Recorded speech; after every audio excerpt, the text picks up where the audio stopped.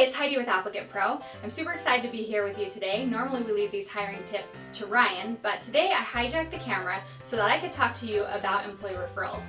In my opinion, employee referrals are very similar to marketing, and that's what I do here at ApplicantPro. That's my background, and so I wanted to talk to you today about how you should treat your employee referral program like marketing. So first thing is I want to talk about how a lot of companies use employee referrals and where I believe it came from. So a lot of companies will have their employees act as recruiters for them. So have their employees go out and find somebody and bring them back, and then we tie the pay to something like how long they stay with the organization, or how their metrics are tied, or how well they're performing, or something like that.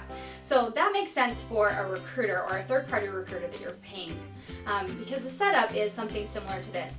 They go out and they find talent, they attract the talent to come and meet with you. Once you hire them, then they're responsible for making sure that hire was actually a good hire. And because the pay is normally something like 10 to 30%, and that goes to the recruiter, but it's at the end of a certain time period, because that generally can be a large sum of money, especially if you're talking about a larger position within the organization. So for us to treat our employee referrals similar to that, it doesn't quite make sense, because generally a company will pay an employee referral somewhere around $50 to $1,000, or somewhere in that ballpark. So the stakes are kind of low. So it doesn't make as much sense to have as many strings attached as you would with, say, a third-party recruiter. So it acts more like marketing, because what we want to do is have our employees go out and spread the message like you would with marketing. So you want your employees to be incentivized to go share the job out to the public, so that those people will come and then become one of your applicants. So we love job boards here. We do our best to maximize what we get from our job boards, but that is the number of applicants that come in. That's very different from the number of people that you hire. So what we're finding with a lot of the organizations that we work with is that their number one or number two source of applicants is job boards.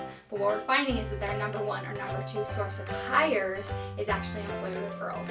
And so what you want those employees to do is feel some sort of drive to go share out those jobs. There's a couple things that I believe that help with that. The first one is to tie the reward as rapidly as possible to the action. So I'm going to give you an example. I have a almost 12-year-old daughter who is kind of a hoarder. I don't know if that's fair to say, but she loves her stuff and she loves having her stuff everywhere. So every once in a while I'm like, it's time to really clean your room. So sometimes she's also heavily motivated by money. So if I can pay her to clean her room, she feels super motivated by that.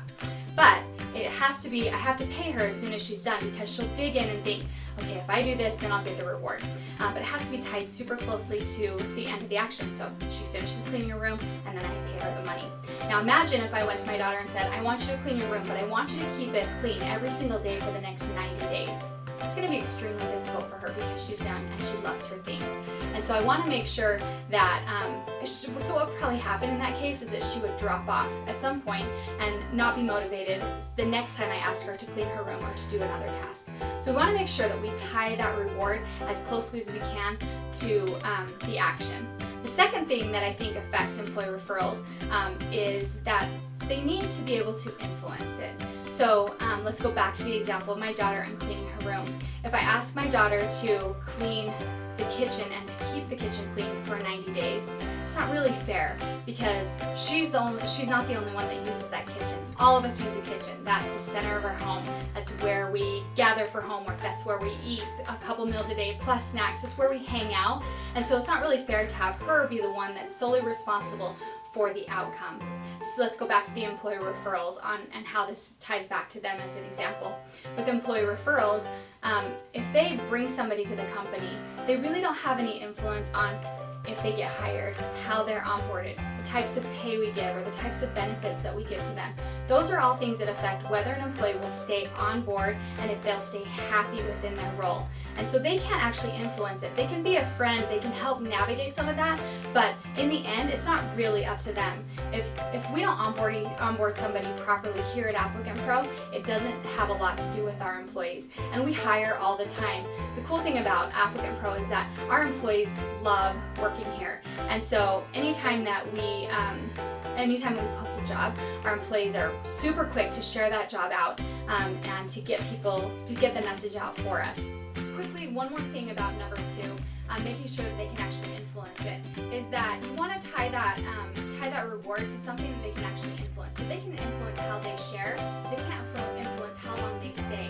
So to say something like they'll need to stay for 90 days before you get your reward actually can hurt their willingness and ability to go out and share that job.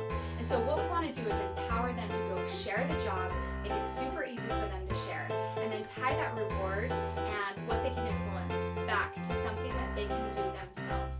And then just a bonus tip for you here is that if you're paying job boards by sponsoring the job, or if you're paying a third-party recruiter to help be a headhunter for you to bring in good talent, then you may be missing the boat, because you can actually pay less or use those funds to pay your employees to bring in good talent.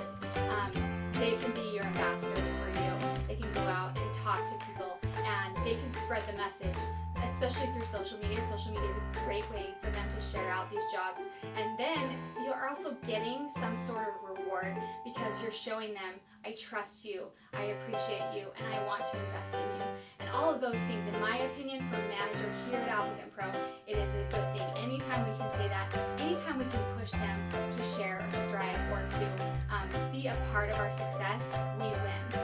So just to recap, we want to tie the reward closely to the action. So if somebody shares a job, their person comes in, and we want to pay them right off the bat for that. Number 2, we want to make it so that it's something that they can actually influence. We don't want to spread it out to 90 days later or tied to how well they perform, because those things they can't control. And then our bonus one is use your funds to reward your employees and have them be the ambassadors for your company and bringing in top talent. Thanks so much for listening, and happy hiring.